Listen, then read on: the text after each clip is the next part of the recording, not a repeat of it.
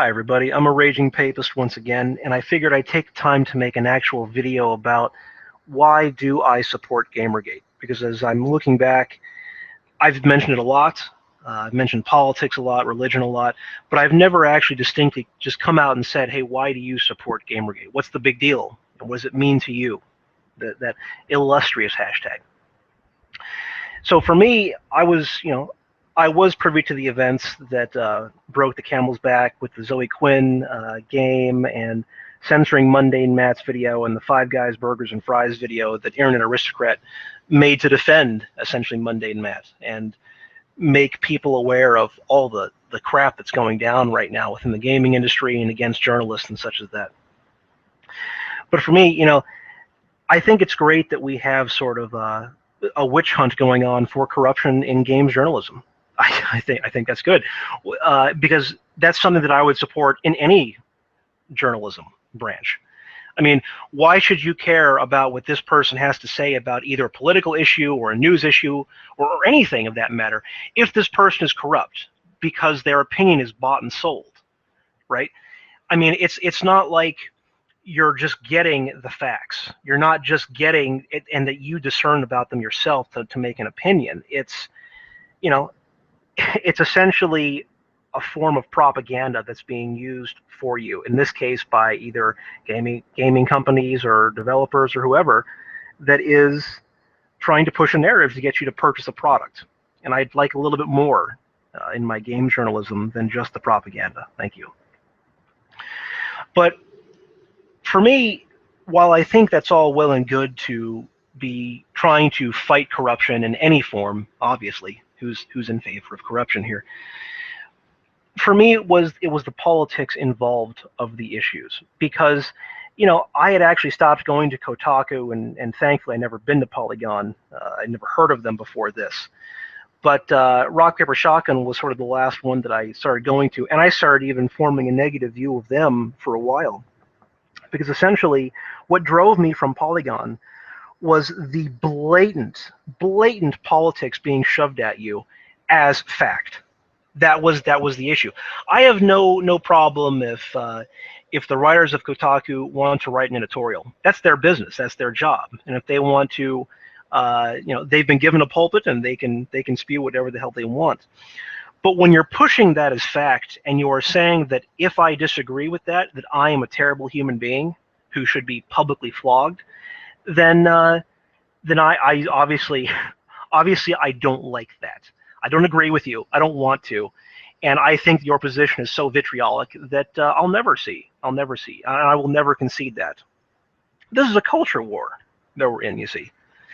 And the examples of this that I would use are taking anything. The big ones that for me was Gone Home and some of the things related to Dragon Age Inquisition, long before the game's release. So we're, Gamergate's been going on for 10 months now. We're approaching the year mark, and this was obviously long before that.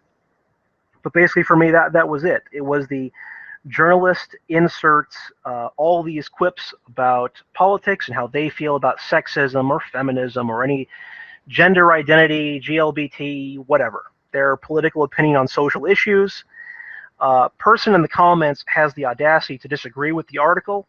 Everybody, including the author of the article, then proceeds to pounce on that person and crucify them in public view. And that's how they lost their readership. That's how they lost me as a reader. So that's why, for me, I cannot separate politics from Gamergate. I don't want to separate politics from Gamergate, because I think in including the politics in our fight for journalistic integrity, that we're able to achieve something even greater than reforming an industry in dire need of it, right?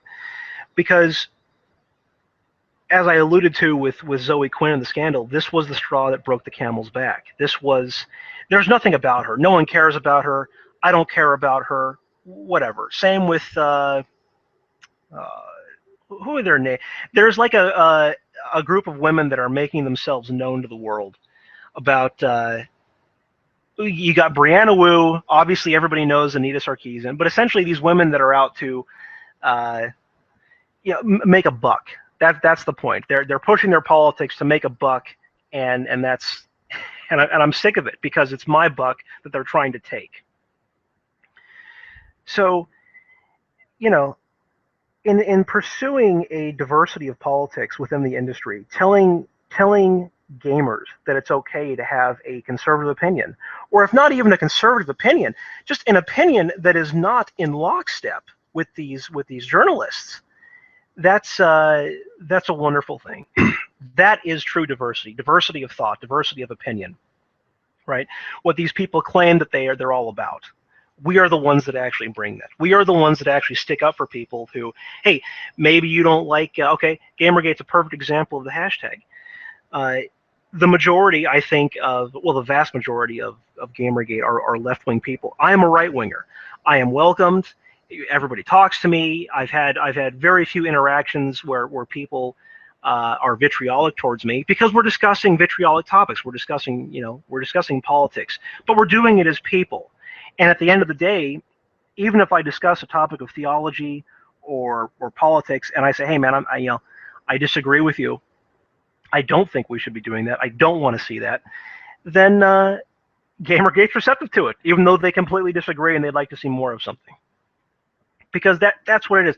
It's the freedom of thought, the freedom of interaction, the freedom to make and play the game that you want.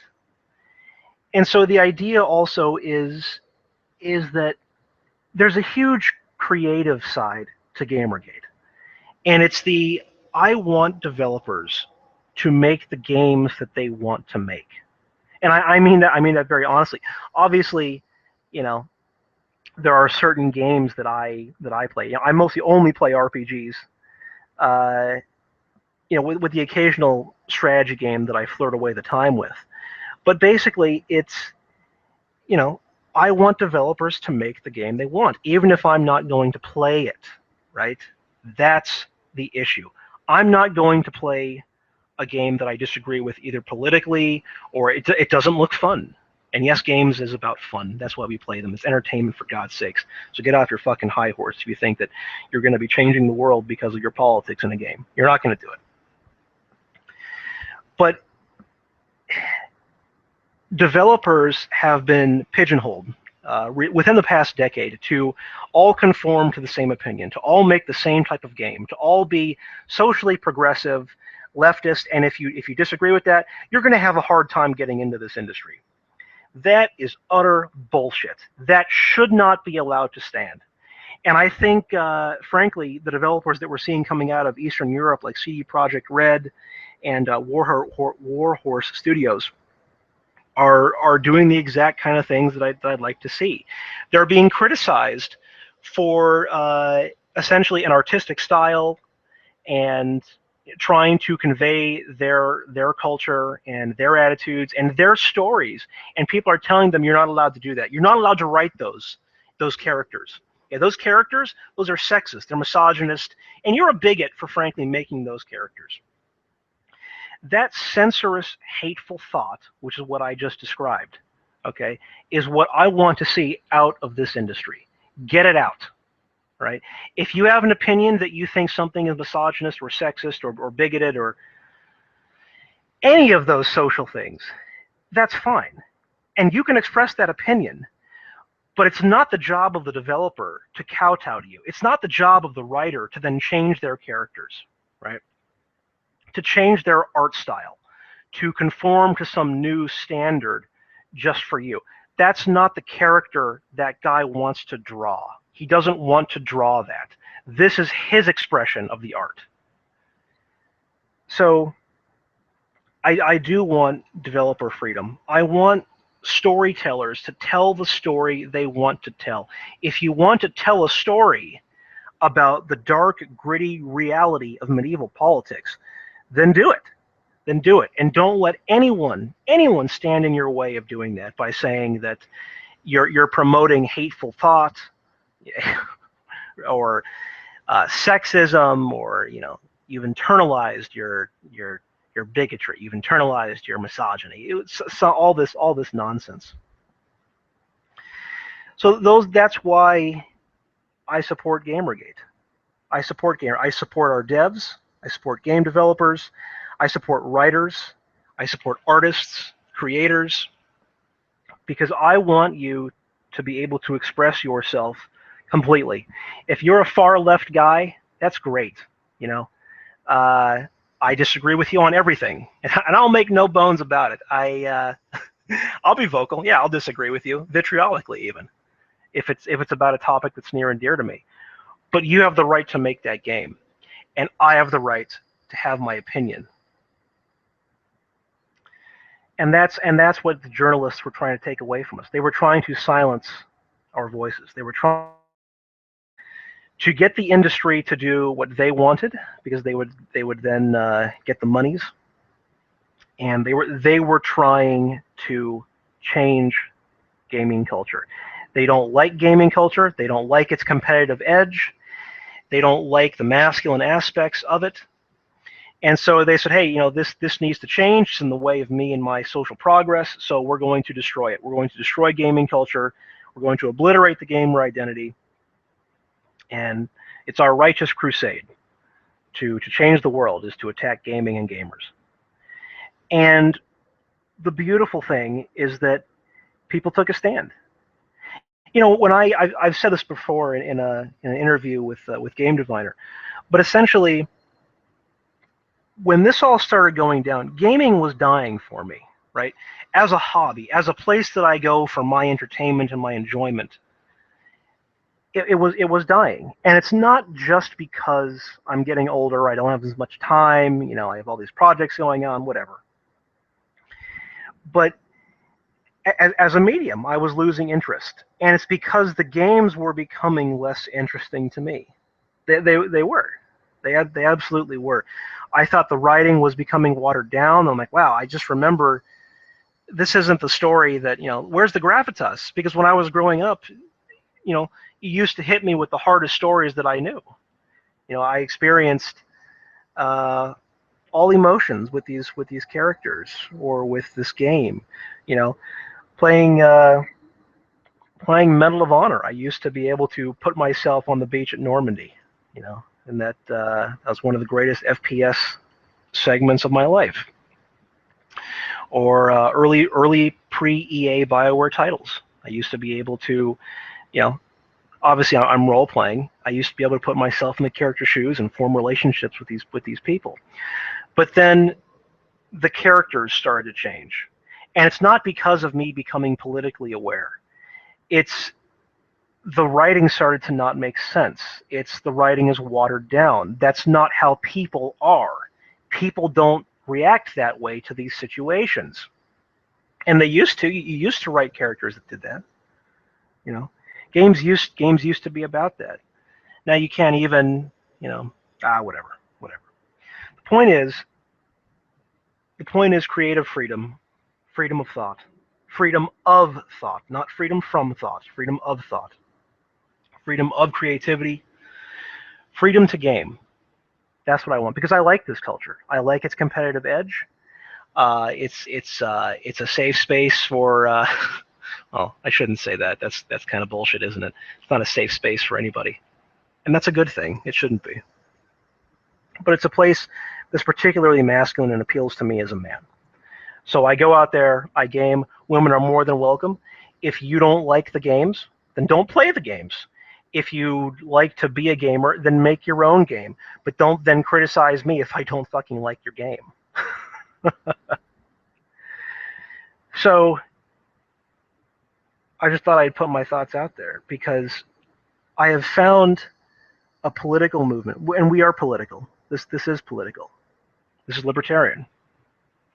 That I never imagined. I've participated in marches before. I won't tell you for what, but I've participated in marches before. I've been both a slacktivist and an activist, and I have to say, because gaming is so near and dear to me, it's one of the best movements I've ever been a part of in my life. I'm proud to call myself a gamer. I'm proud to see developers make the games, create the stories, the worlds that they want. that speaks a little bit about their souls. You know, they show a little bit of themselves in these products. And I love being able to be a part of that. Gamergate allows you to do that.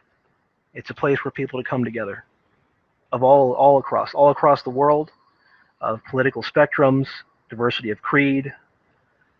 I mean, men and women. It's a beautiful thing to see real diversity, real tolerance, and real working together. So I'd say Gamergate, I love you guys. I'm happy to be a part. Keep up the fight. Fight for our devs. Fight for artistic freedom. And put down the censorious idols. Thanks for joining, everybody. I'll talk to you later. Bye-bye.